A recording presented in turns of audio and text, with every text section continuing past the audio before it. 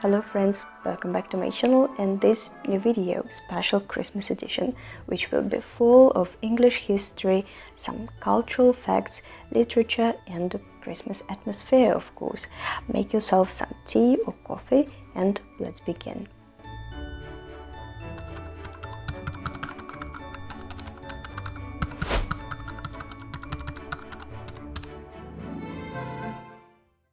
Christmas traditions in an English style are fairly unique and can fill our hearts with some special atmosphere just by looking at the Christmas Carol by Charles Dickens or looking at those famous Christmas English postcards. But the interesting fact is that very few of us know that before the Christmas Carol was published, or even before the Victorian era began, during which lived Dickens, Christmas celebrations, carols, all the Christmas festivities and, most importantly, Christmas tree didn't really exist. Well, even if something did take place from that list, it wasn't celebrated as widely as it is nowadays. The most reasonable thing, in my opinion, to start our story with is to start with the Victorian era. The story of how the Christmas we know today began. The Victorian Age, the period of Queen Victoria's reign, began in June 1837 and lasted up until her death in January 1901.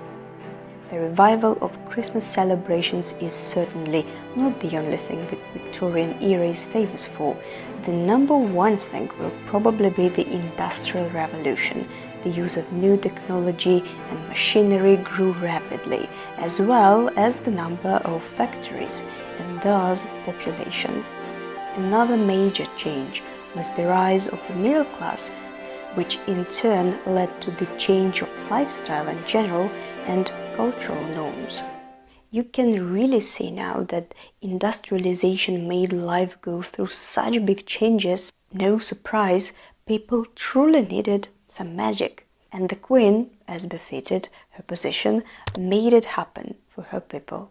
Queen Victoria herself had some German roots from her mother, and as you might know, the tradition of bringing a tree to your home and decorating it originated in Germany, which later spread to some European countries and later to the US thanks to German immigrants. So Queen Victoria was familiar with this tradition since her childhood. However, it was her husband and cousin-in-one, Prince Albert, who made this activity a truly beloved tradition in many English homes. This beautiful German custom of bringing a tree into your house and decorating it with dried fruits, nuts, homemade toys and candles reached almost every English family when this picture, featuring the royal family happily decorating their own Christmas tree, was published in the Illustrated London News in December 1848. Their children, who had been born by that time, also depicted in the picture, which helped another behavior pattern to change: the attitude towards children. The Victorian age was the first era to understand that childhood was a special phase in every human's life, a very precious and very important phase. It was when first handmade toys began to appear, but obviously available only to the kids of the higher and middle classes. There were still thousands of families with little children who, instead of enjoying Christmas festivities and celebrations, had to work. You might know that this topic was brought in several works of Charles Dickens, since he, as nobody else, was familiar with the topic, with the problem of child labor in factories and other places not suitable for children at all.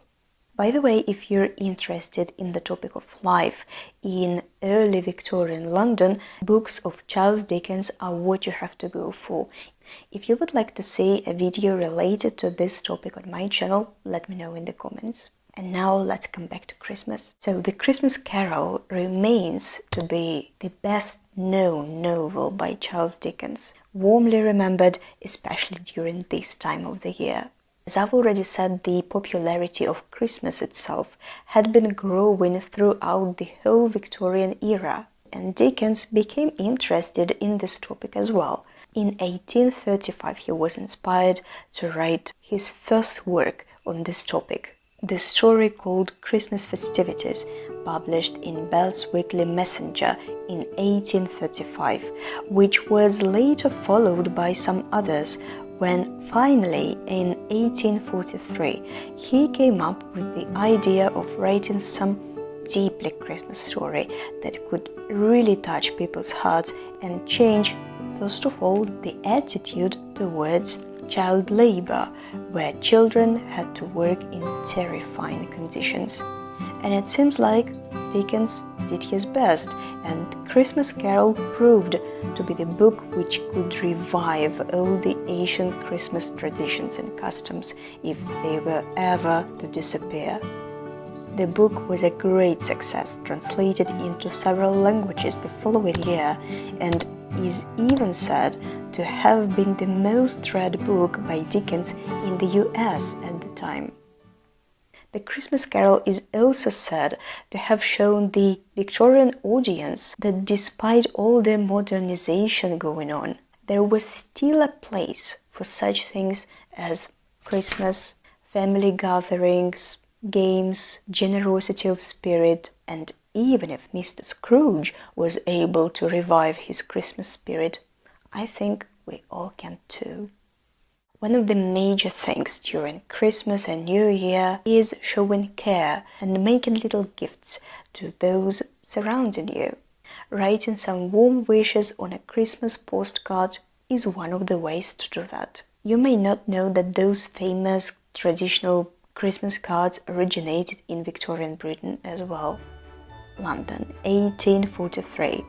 A British inventor, Henry Cole, and an English academic painter, John Colquitt Horsley, invented the first ever commercial Christmas card featuring a big family of 3 generations sitting together at the table, eating and drinking in the center, while scenes of kindness were placed on the sides, people giving away clothes and food to the poor. In the following 20 years, sending Christmas cards became a very popular activity and business. So many designs were created. Some of them turned out to be rather bizarre. Have a look at this. The first Christmas card, which was considered controversial because a child was offered a glass of wine. Really, quite strange, isn't it? But it's not the only example. There are many of other ones. Dead birds, stuffed frogs, sparrow procession that seems like the beginning of a revolutionary march, a child being kidnapped by a Father Frost. What's that? Christmas cards from the Victorian era are undeniably weird and seem to us rather creepy, right? There might be several explanations to this, and one of them could be that Victorians had a different idea of what Christmas was all about. Time for jokes and black humor, with which they didn't have any problems. Another way to explain these bizarre illustrations is to remember Victorians were different people, not like us nowadays. The theme of death was always present in their life. In pictures with dead relatives was a common activity as well, so why not to feature a dead bird in a Christmas card, they might have thought. But took it seriously, all of those terrifying illustrations probably had some deep meaning, reminding people of the poor sleeping in the winter streets and children dying of hunger and cold. Such strange to us pictures might have served as a purpose of making the high classes remember about the homeless and feel some sympathy. The Victorian Christmas definitely has some special ambience, and going a bit back in time is always inspiring and magical, especially during this time of the year. I wish you all a very Merry Christmas and a very, very Happy New Year. Thank you for being here with me this year. If you have just discovered my channel, welcome. I really hope you enjoyed this video. Your like and lovely comment down below will be the best gift for me. Check the links in the video description and see my website and shop. And thank you for watching, and see you in the next video.